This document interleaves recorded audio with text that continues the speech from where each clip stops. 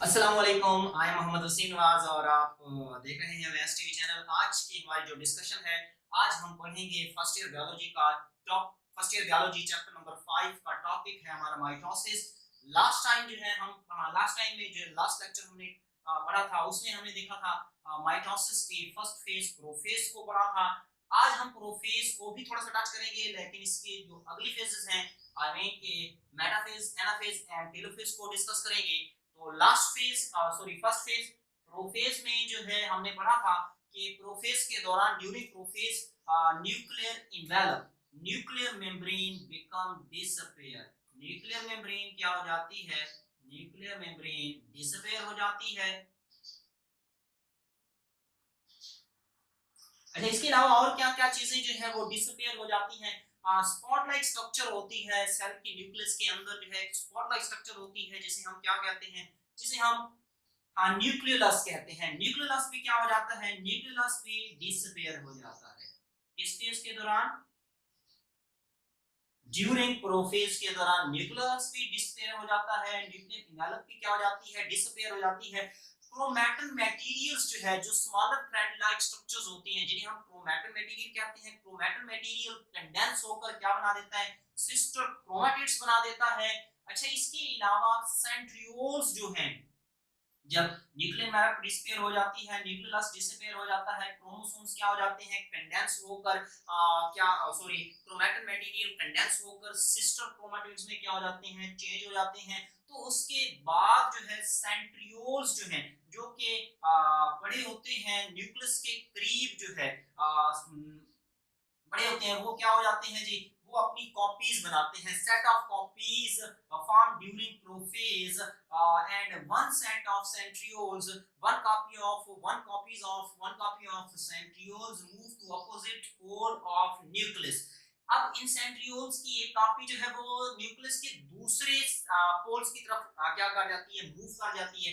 अब इन सेंट्रियोल्स से जो है बेटा तीन तरह की थ्रेड लाइक स्ट्रक्चर्स जो हैं वो अराइज होती हैं। अच्छा, वो तीन तरह की थ्रेड लाइक स्ट्रक्चर्स कौन कौन सी हैं? पहले नंबर पे तो एस्टर माइक्रोट्यूब्यूल्स, एस्टर्स या फिर एस्ट्रल माइक्रोट्यूब्यूल्स, वो छोटे छोटे धागा नुमा साफ्तें जो हर सेंट्रियोल, दोनों सेंट्रियोल से निकलती हैं। उन छोटी छोटी धागा नुमा साफ्तों को हम क्या कहते हैं बेटा? Asters. Asters are astrals micro tubules. Astrals are astral microtubules. इसके अलावा सेंट्रियोल से लार्जर थ्रेड लाइक स्ट्रक्चर्स जो हैं वो अराइज होती हैं, लंबे धागे जो हैं अराइज होते हैं। वो थ्रेड लाइक स्ट्रक्चर्स जो एस्ट्रल से अराइज होती हैं और आपस में क्या है जी? दोनों सेंट्रियोल से अराइज होती हैं और आपस में अटैच हो जाती हैं। The thread like structures arise from each centrioles and attach to each other, और आपस में मिल जाती हैं। उन्हें हमने क्या नाम दिया था? उन्हें हमने नाम दिया था जी पोलर माइक्रोट्यूब्यूल्स का। क्या नाम दिया था? Polar microtubules. तीसरी तरह के धागे वो धागे होते हैं जो सेंट्रियोल से निकल तो जाते हैं लेकिन आपस में अटैच नहीं होते, बल्कि किनसे अटैच होते हैं? कहां पर अटैच होते हैं जी? सिस्टर क्रोमैटिड्स के सेंट्रोमेयर। सेंट्रोमेयर बना होता है एक खास किस्म के प्रोटीन से, जिसे हम क्या कहते हैं? कैनेटोकोर प्रोटीन कहते हैं। अब कैनेटोकोर पार्ट्स पर ये धागे जो है क्या हो जाते हैं? जो तीसरी तरह के धागे हैं वो क्रोमोसोम्स के काइनेटोकोर पार्ट पर क्या हो जाते हैं? जाकर अटैच हो जाते हैं। अब चूंकि ये धागे जो हैं, ये थ्रेड लाइक स्ट्रक्चर्स जो हैं वो काइनेटोकोर पार्ट ऑफ क्रोमोसोम्स पर या सिस्टर क्रोमोसोम क्रोमैटिड्स पर क्या हो जाते हैं? अटैच हो जाते हैं। इसी वजह से इन्हें हम नाम दे देते हैं काइनेटोकोर माइक्रोट्यूब्यूल्स। इन ट्यूब्यूल्स को क्या नाम दिया हमने?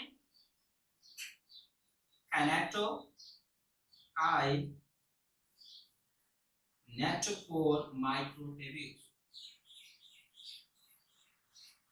अब अब तीन तरह की स्ट्रक्चर्स जो है वो हमारे पास आ चुकी हैं। तीन तरह के थ्रेड लाइक स्ट्रक्चर्स को जो है ना हमने पढ़ लिए है, जो सेंट्रियोल से क्या होती हैं, अराइज होती हैं। अच्छा, पहले नंबर पे तो smaller thread like structures called astrals, larger thread like structures which arise from centrioles attached to each other called polar microtubules. Larger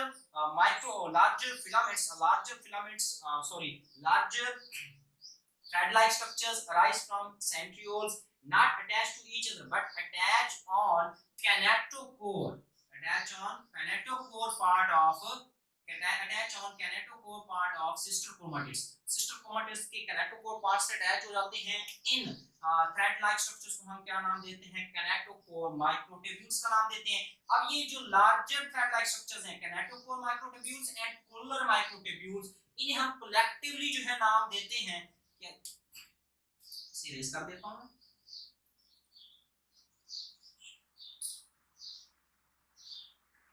polar microtubules and kinetochore microtubules को हम नाम देते हैं जी स्पेंडल फाइबर्स का, spindle fibre.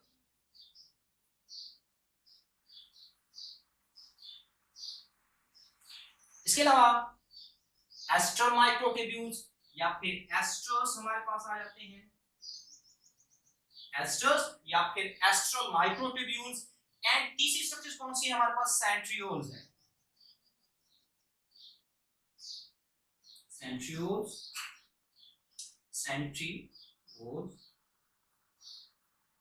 Centrioles, astral microtubules या फिर एस्ट्रल्स and spindle fibres जो हैं, ये मिलकर जो है एक apparatus सेट करते हैं, जिन्हें हम क्या कहते हैं? माइटोटिक apparatus का नाम दिया था, माइटोटिक apparatus का नाम दिया था। यहां तक हमारी फर्स्ट फेज, प्रोफेज जो है वो क्या हो जाती है? खत्म हो जाती है। अब नेक्स्ट फेज का नाम क्या है जी? नेक्स्ट फेज है जी मेटाफेज, एम फेज।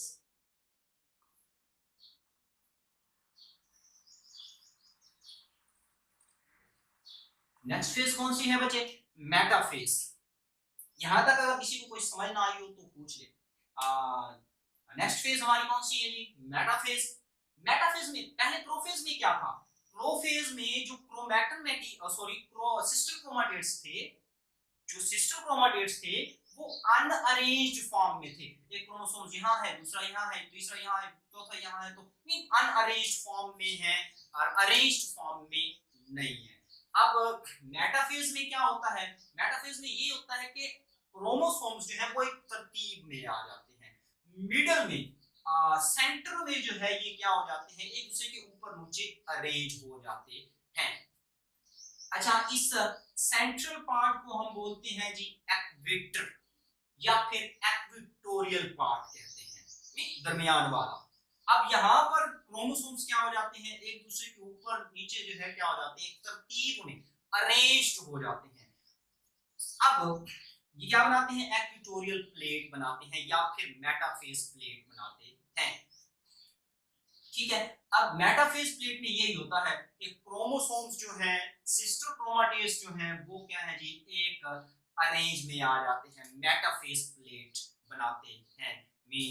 सेंटर में जो है एक्वेटोरियल प्लेट में जो है क्या है जी? तरतीब पा जाते हैं। अच्छा, नेक्स्ट फेज जो है वो है हमारी बेटा एनाफेज।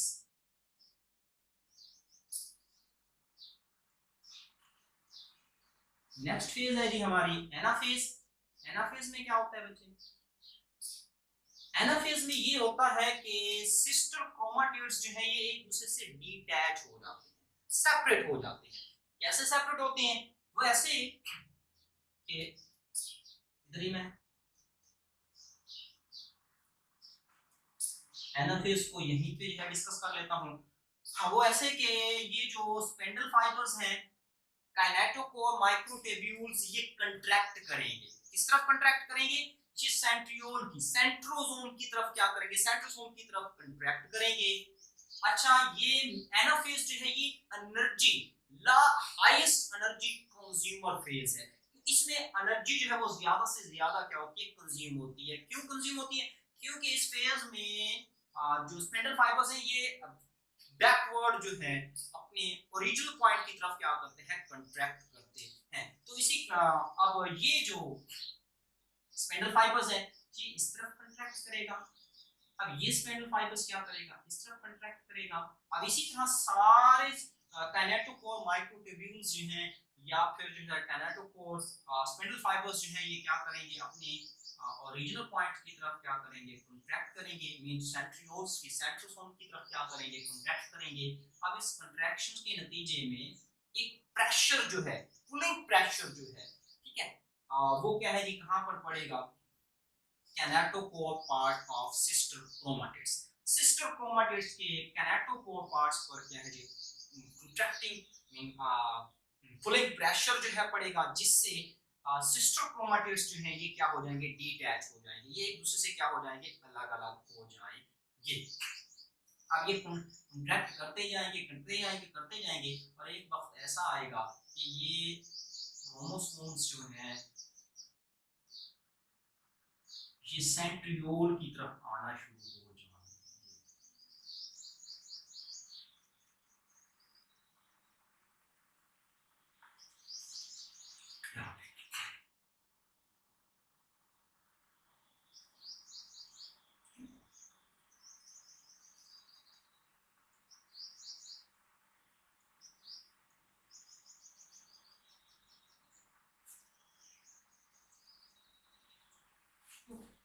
इसी तरह जो है दूसरे सिस्टर क्रोमाटिड्स जो आपस में एक दूसरे से क्या हुए थे, डिटैच हुए थे, वो भी किस तरफ मूव कर जाएंगे, वो भी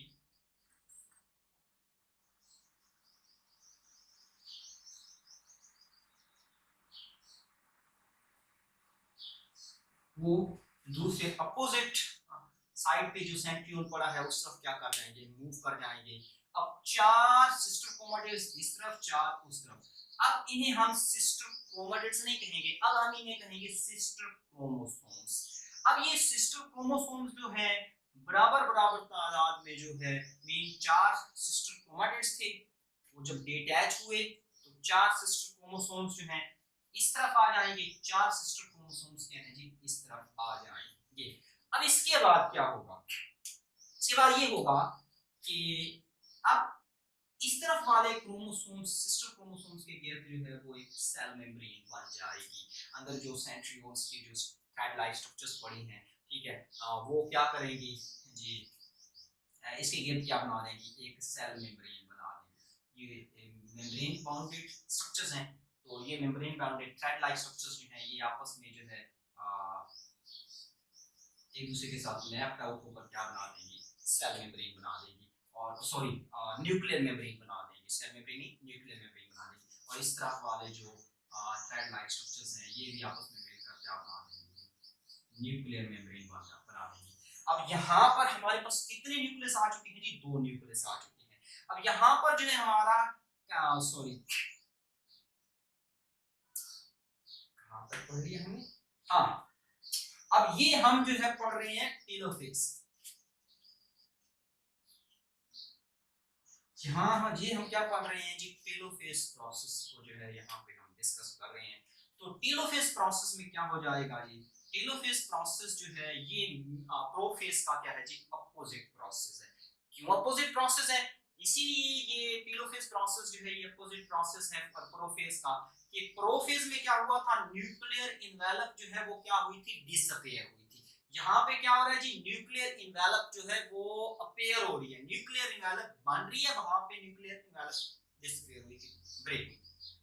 इसके अलावा यहाँ पे क्या हुआ था जी, क्रोमेटिड्स जो हैं, सॉरी क्रोमैटिन मटेरियल जो है वो कंडेंस हुआ था कॉइलिंग के दौरान, कॉइल्ड होकर एक दूसरे के ऊपर क्रोमैटिन मटेरियल्स जो है वो चेंज हो गया था सिस्टर क्रोमाटिड्स में। यहाँ पर क्या होता है जी, क्रोमोसोम्स, यहाँ पे क्रोमोसोम्स बने थे, यहाँ पे क्या होता है, क्रोमोसोम्स जो है वो दोबारा एक दूसरे से दोबारा जो है वो खुलकर जो है किस में तब्दील हो जाते हैं, क्रोमैटिन मटेरियल में तब्दील हो जाते हैं। यहाँ पर न्यूक्लियस क्या हुआ था, डिसअपियर हुआ था, यहाँ पर न्यूक्लियस जो है वो क्या है दोबारा क्या हो जाएगा, अपेयर हो जाएगा। अब यहाँ तक जो है हमारे पास दो न्यूक्लियस जो है वो बन चुके हैं। एक न्यूक्लियस जो डिवाइड हुआ था उसने 2 न्यूक्लियस बना दिए हैं। अब हमारा कैरियोकाइनेसिस प्रोसेस न्यूक्लियस की डिवीजन हो चुकी है। इसका मतलब है कि हमारा जो हमने शुरू में डिस्कस किया था कि माइटोसिस में 2 स्टेजेस आती हैं, कैरियोकाइनेसिस स्टेज और साइटोकाइनेसिस स्टेज। तो यहाँ पर जो है हमारी कैरियोकाइनेसिस स्टेज जो है वो क्या हो चुकी है, कंप्लीट हो चुकी है। क्यों? क्योंकि हमने पढ़ा था कैरियोकाइनेसिस की डेफिनेशन हमने क्या की थी, दे process the stage in mitosis in which nucleus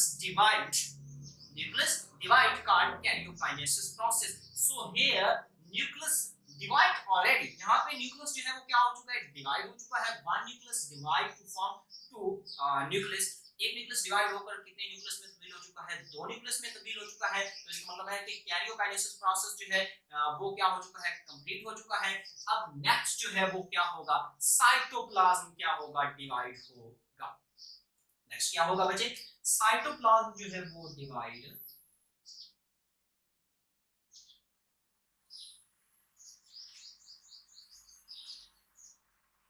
nucleus की डिवीजन हो चुकी। अब जो है क्या होगा, साइट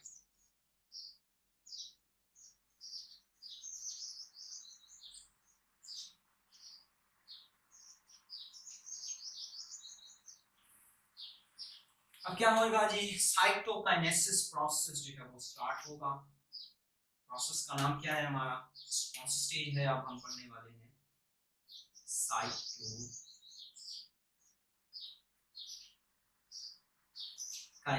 स्टेज। डेफिनेशन क्या की थी हमने, the stage in which during cell division, the stage in which cytoplasm divides simply called cytokinesis process.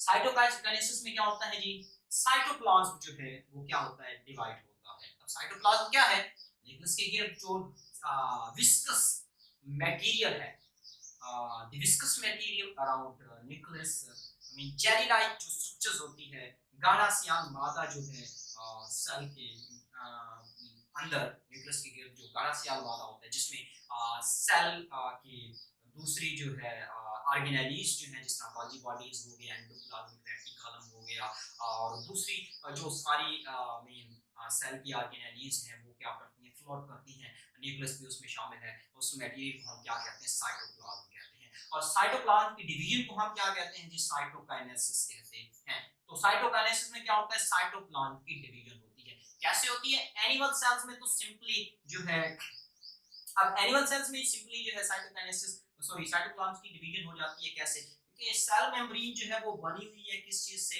ये एक कंट्रैक्टाइल प्रोटीन्स की बनी हुई है। कौन सी प्रोटीन्स की बनी हुई है, कंट्रैक्टाइल प्रोटीन्स की बनी हुई है। मायोसिन, एक्टिन और मायोसिन्स वगैरह जो है इससे बनी हुई है। ये कंट्रैक्टाइल प्रोटीन्स जो है ये मैसेजेस रिसीव करती है। कहां से मैसेजेस रिसीव करती है, ये मैसेजेस रिसीव करती है जी वो जो हमने पीछे पढ़ा था, एस्ट्रो माइक्रोट्यूब्यूल्स पढ़े थे, उन थ्रेड लाइक स्ट्रक्चर, वो जो है ऐसे कोडिंग की फॉर्म में जो है, सिग्नल्स की फॉर्म में जो है पैगाम भेजते हैं, मैसेजेस भेजते हैं किसे भला, सेल मेम्ब्रेन को। सेल मेम्ब्रेन जो है क्योंकि ये कंट्रैक्टाइल प्रोटीन्स की बनी होती है। अच्छा, तो यहाँ पे हमने पीछे एक मेटाफेज प्लेट का जिक्र किया था जी बेटे, हाँ बिल्कुल बिल्कुल बिल्कुल, यही मेटाफेज प्लेट का हमने जिक्र किया था कि सेंटर में जो है इक्वेटोरियल प्लेट पे जो है क्रोमोसोम्स को क्या कर लेते हैं, अरेंज कर लेते हैं, हाँ उसी मेटाफेज प्लेट का। तो सेंटर से जो है ये सेल मेम्ब्रेन जो है सेंटर से जो है बेटा क्या होना शुरू हो जाती है, अंदर की तरफ बेंड होना शुरू हो जाती है, अंदर की तरफ जो है पिंच होना शुरू हो जाती है, यूं यहाँ से भी और यहाँ से भी, यूं अंदर की तरफ जो है क्या होना शुरू हो जाती है, पिंच होना शुरू हो जाती है।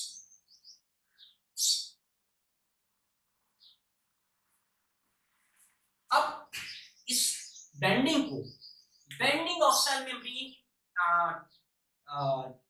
ऑफ इंटरनल साइड की तरफ, अंदर की तरफ बेंडिंग जो है किसकी भला, सेल मेम्ब्रेन की, इसे हम क्या कहते हैं, इसे हम बोलते हैं क्लीवेज फ्लो। क्या है जी, ये बेंडिंग जो है होती रहती है, मजीद बेंडिंग से जो है बेंडिंग होती रहती है और एक वक्त ऐसा आता है कि ये सेल मेम्ब्रेन्स जो है ये क्या हो जाती हैं आपस में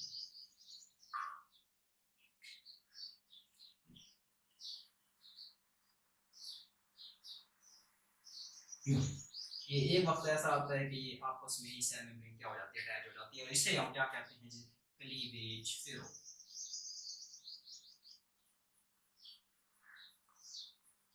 क्लीवेज फेरो, ठीक है। तो इस नतीजे में इस तरह जो है एक सेल से दो सेल्स जो है ये at the end of the time ये आपस में एक दूसरे से क्या हो जाते हैं, डिटैच हो जाते हैं, सेपरेट हो जाते हैं, और इससे जो है दो सेल्स जो है वो क्या है जी, वजूद में आते हैं। और इन दो सेल्स में क्रोमोसोम्स की तादाद जो है वो अपने पेरेंट सेल जितनी होती है। मीन इसमें अगर 4 हैं तो उसमें भी कितने, देखिए 4 इधर आ गए, 4 इधर आ गए, ठीक है। तो न्यूक्लियस भी इसमें डिवाइड हो चुका, क्रोमोसोम्स भी क्या हो चुके, डिवाइड हो चुके।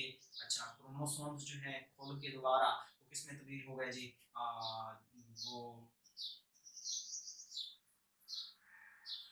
हाँ, दोबारा खोल के क्रोमोसोम्स किस में तब्दील हो जाएगी, क्रोमैटिन मटेरियल में चेंज हो चुके हैं। तो इस तरह जो है साइटोकाइनेसिस प्रोसेस भी क्या हो जाता है, एनिमल सेल्स में कंप्लीट हो जाता है।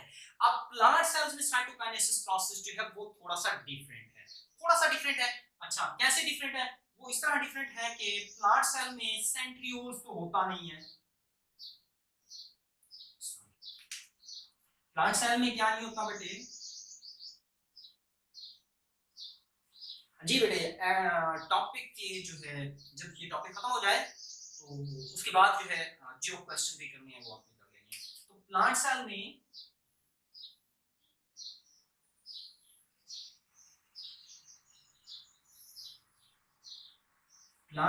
में सेंट्रियोल तो होते नहीं है। न्यूक्लियस तो ऑलरेडी क्या हो चुका है, डिवाइड हो चुका है, सेंट्रियोल तो होते नहीं है। अब क्लीवेज फ्लो भी वहां पे नहीं होता।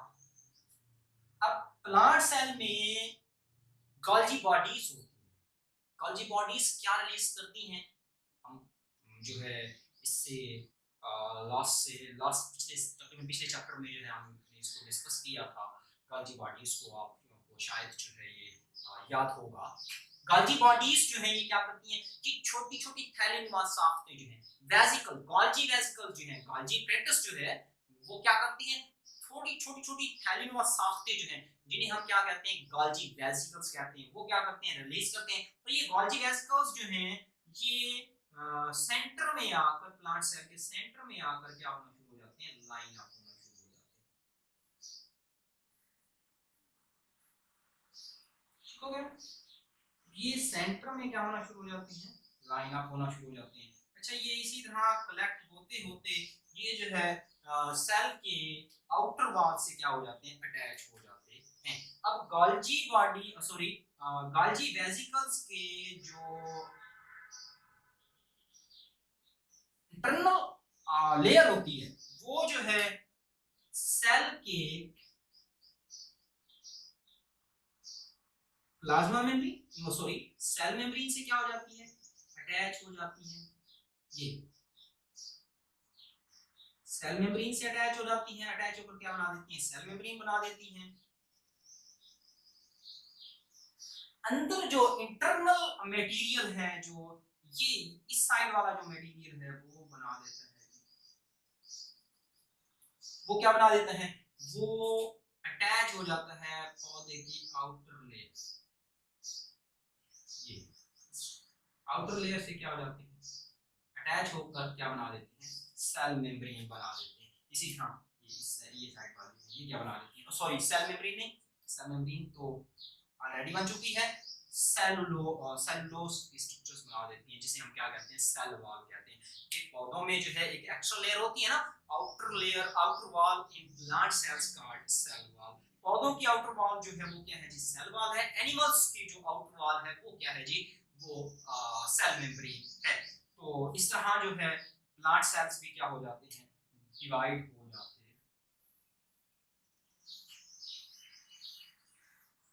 अच्छा, lining up of Golgi vesicles in the center of plant cells called phragmoplast. इस प्रोसेस को हम क्या कहेंगे, फ्रैगमोप्लास्ट प्रोसेस कहेंगे। ये 2 नंबर का शॉर्ट क्वेश्चन आ जाता है। What is difference between cleavage furrow and phragmoplast. Phragmoplast और क्लीवेज फेरो में जो है क्या फर्क है, इसमें डिफरेंट क्या है, अपने डिफरेंट जो है ये 2 नंबर का शॉर्ट क्वेश्चन आ जाता है। अक्सर जो है 2 नंबर का शॉर्ट क्वेश्चन आ जाता है। तो यहाँ तक जो है हमारा माइटोसिस प्रोसेस जो है वो क्या हो गया बेटा, कंप्लीट हो गया, ठीक हो गया।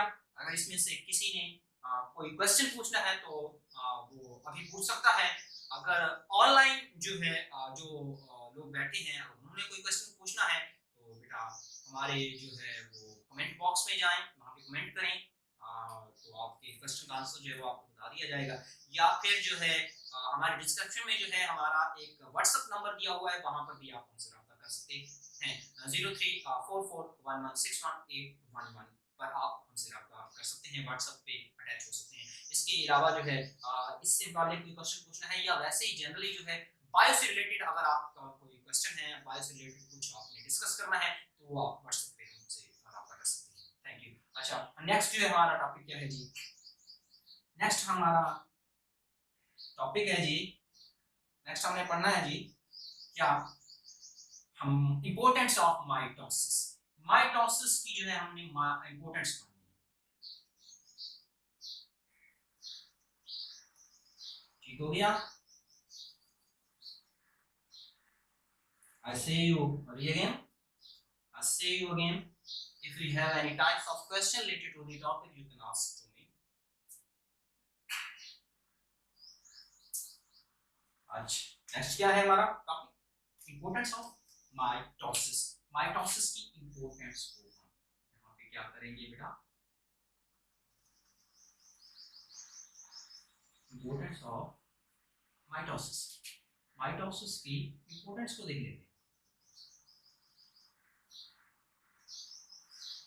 अब देखिए बेटा माइटोसिस की इंपोर्टेंस पे आ जाए तो हम दो बातों का जिक्र करेंगे यहाँ पे, एडवांटेज ऑफ माइटोसिस और कुछ एरर्स की वजह से जो डिसएडवांटेज होते हैं, माइटोसिस की वजह से जो डिसएडवांटेजेस होते हैं उन्हें भी हम यहाँ पे क्या करेंगे, इंपोर्टेंस में ही डिस्कस करेंगे।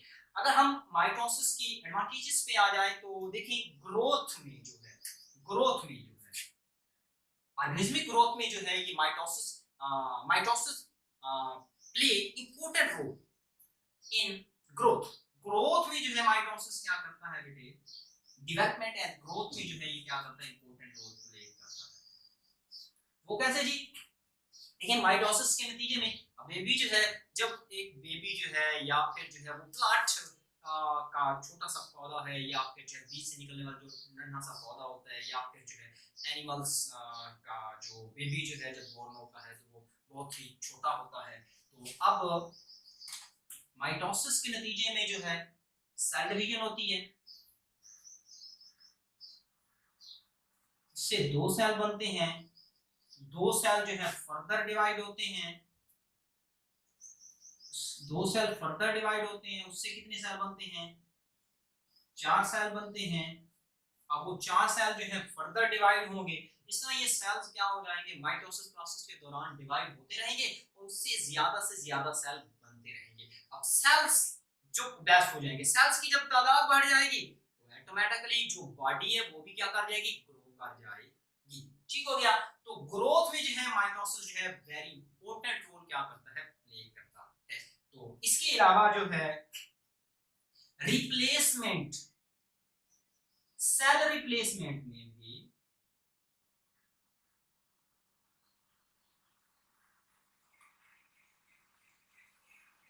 Mitosis play very important role in cell replacement. Cell replacement में भी माइटोसिस जो है ये बहुत ज्यादा इंपॉर्टेंट रोल प्ले करता है। वो कैसे बेटा, वो ऐसे कि अब देखें हमारी सेल्स जो हैं, ऑर्गेनिज्मिक बॉडी के जो सेल्स हैं ये परमानेंट नहीं होते। अब देखें बच्चा जो है पैदा होता है, बड़ा होता है, जवान होता है, बूढ़ा होता है, अगर हम इंटरनल बात करें, हम एक छोटी सी मिसाल लेते हैं, हम अपनी ब्लड रेड ब्लड सेल्स की अगर जो है एग्जांपल लें तो रेड ब्लड सेल्स जो हैं बेटा, रेड ब्लड सेल्स जो है बेटा, ये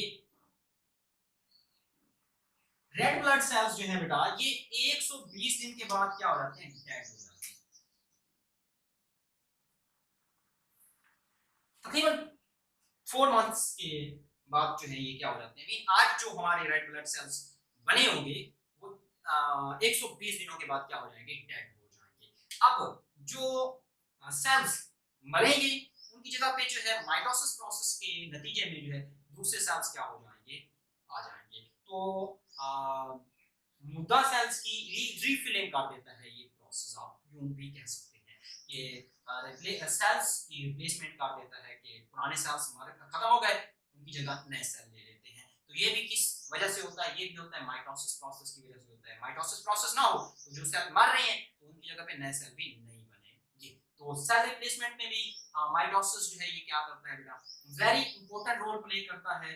अच्छा, इसके अलावा रीजनरेशन में भी माइटोसिस जो है ये सी ऑर्गेनिज्मिक जो है ओशंस ऑर्गेनिजम्स जो है मेन सी स्टार्स, स्टारफिश हो गया, इस तरह का जो है कुछ और जो है समुद्रों में रहने वाले जानदार जो हैं, अब उनके कुछ हिस्से कट जाते हैं। तो अब प्लेनेरिया जिस तरह हो गया,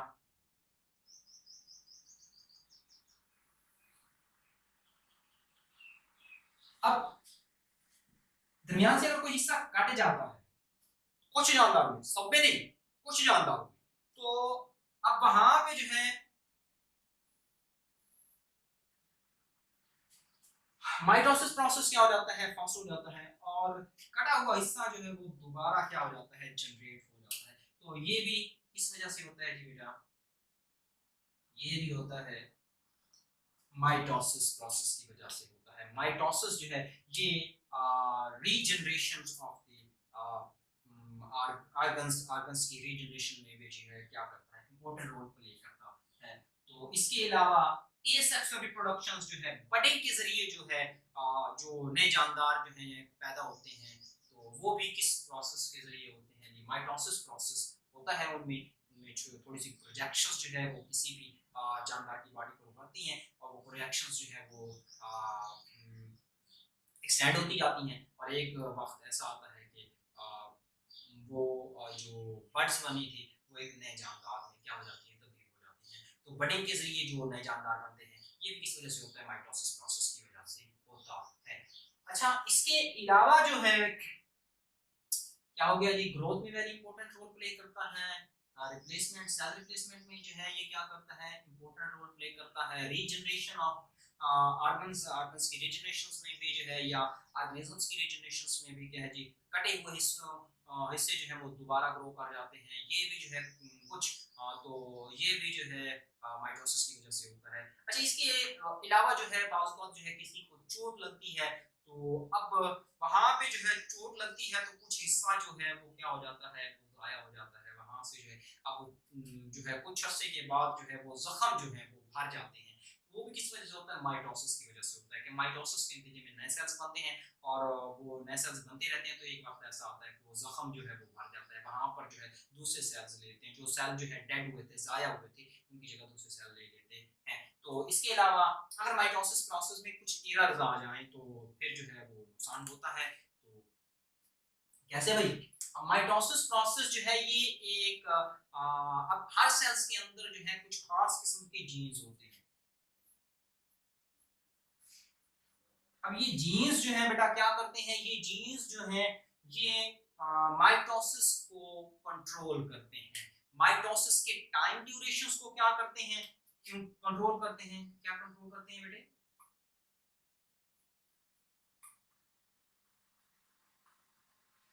कि वन टाइम जो है माइटोसिस प्रोसेस होगा, एक सेल जो है वो दो सेल में तकसीम होगा, कितने टाइम में होगा, 20 मिनट में होगा, 10 मिनट में होगा, 40 मिनट में, मीन जो भी है, मीन उस सेल्स के मुताबिक जो है ये टाइम ड्यूरेशन होता है कि इस सेल ने जो है इतने मिनट में जो है वो क्या होना है, डिवाइड होना है। तो ये कंट्रोल कर रहे होते हैं, कुछ खास किस्म के जीन्स होते हैं सेल्स के अंदर, वो कंट्रोल कर रहे होते हैं, जिससे माइटोसिस प्रोसेस जो है वो एक लिमिट के अंदर, एक टाइम के अंदर जो है वो क्या होता है, कंप्लीट होता है, ना उससे पहले ना उसके बाद, बल्कि एक लिमिटेड टाइम्स जो है वो उसके अंदर क्या होता है, इसमें कंप्लीट होना होता है। अच्छा, इसके अलावा जो है नंबर्स,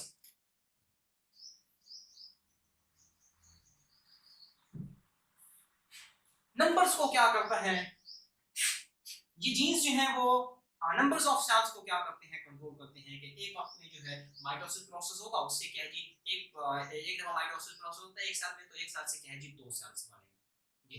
तो नंबरिंग को क्या करते हैं, कंट्रोल करते हैं ये खास किस्म के जीन्स। बाज़ वक्त इन जीन्स, ये जीन्स आपस में क्या कर जाते हैं, म्यूट कर जाते हैं। म्यूटेशंस की वजह से जो है ये जीन्स जो है, इन जीन्स में क्या आ जाती है, चेंजेस आ जाती हैं, जिस वजह से ये जीन्स जो है वो जज नहीं कर पाते, कंट्रोल नहीं कर पाते टाइम ड्यूरेशंस और नंबर ऑफ सेल डिवीजन्स को जो है वो क्या नहीं कर पाते, कंट्रोल नहीं कर पाते। और इससे क्या होता है, किसी भी जिस्म के किसी भी खास हिस्से में माइटोसिस प्रोसेस जो है वो क्या है जी, अच्छा जी यहाँ पे जो है माइटोसिस प्रोसेस क्या हो जाता है जी, फास्ट हो जाता है। माइटोसिस प्रोसेस सेल जो है वो टाइम से पहले ही क्या होना शुरू हो जाते हैं, डिवाइड होना शुरू हो जाते हैं, बड़ी तेजी से क्या होना शुरू हो जाते हैं, डिवाइड होना शुरू हो जाते हैं। तो वहां पे सेल्स जो हैं इतनी तेजी से जो है वो डिवाइड होते हैं कि सेल्स की वहां पर क्या हो जाती है, ज्यादती हो जाती है। तो वो उस पार्ट पर क्या होना शुरू हो जाते हैं, कलेक्ट होना शुरू हो जाते हैं, जमा होना शुरू हो जाते हैं। तो अब वहां पर जमा होकर ये क्या बना देते हैं, ट्यूमर बना देते हैं। क्या बना देते हैं बेटा, ट्यूमर बना देते हैं। अब ये जो ट्यूमर्स हैं ये बेटा दो तरह के होते हैं, बिनाइन ट्यूमर्स या benigner tumours, benigner tumors and malignant tumors। Benigners का मतलब है जी शरीफ ट्यूमर्स। अब देखें जी कुछ जो है माइटोसिस प्रोसेस की में एरर की वजह से जो है जीन म्यूटेशंस की वजह से सो कुछ भी हो सकता है, किसी भी वजह से जो है माइटोसिस प्रोसेस में अगर कोई खराबी आ जाती है तो सेल जो है वो फास्टली क्या होंगे, डिवाइड होंगे और एक जगह पर क्या होना शुरू हो जाते हैं, जमा होना शुरू हो जाते हैं। अगर जी ट्यूमर जो है वो बना है जी एक जगह पे और उसी एक जगह पे रह गया, जिस्म के बॉडी के दूसरे हिस्से में नहीं जाता, तो ऐसे ट्यूमर को कहते हैं बिनाइन ट्यूमर्स या बिनाइन ट्यूमर्स, शरीफ ट्यूमर्स कहते हैं। अगर जी ट्यूमर्स जो है वो एक जगह से भी यहाँ से मूव कर जाता है, यहाँ पे आ जाता है, यहाँ से मूव कर जाता है जी यहाँ पे। अगर ट्यूमर्स जो है वो बॉडी के एक हिस्से से दूसरे हिस्से में क्या कर जाते हैं, मूव कर जाते हैं, वहां पर भी जाकर क्या है जो ट्यूमर्स बना देते हैं, तो ऐसे ट्यूमर्स को क्या कहते हैं, मैलिग्नेंट ट्यूमर्स या फिर कैंसर्स कहते हैं। तो कैंसर्स की शक्ल में जो है ये ट्यूमर्स जो है वो एक जगह से दूसरी जगह क्या कर लेते हैं, और ये बहुत डिजास्टर्स जो है एरर है किसमें, माइटोसिस प्रोसेस में। तो कैंसर्स जो है वो भी इस वजह से हो जाते हैं जी, माइटोसिस प्रोसेस की वजह से कैंसर भी हो सकता है। तो ये थी इंपॉर्टेंस ऑफ जो है माइटोसिस, एडवांटेज देख लिए, डिसएडवांटेज देख लिए। इसके अलावा जो है माइटोसिस की हमने चारों phases, prophase, metaphase, anaphase, telophase को भी हमने क्या कर लिया, डिस्कस कर लिया। तो नेक्स्ट टॉपिक जो है वो हमारा होगा मियोसिस का। तो जो है अगर इसमें से जो है कोई क्वेश्चन है तो देख लेना, अगर आप कोई चीज़ समझ ना आई हो तो वो भी आप मुझसे पूछ सकते हैं। तो अल्लाह हाफिज़।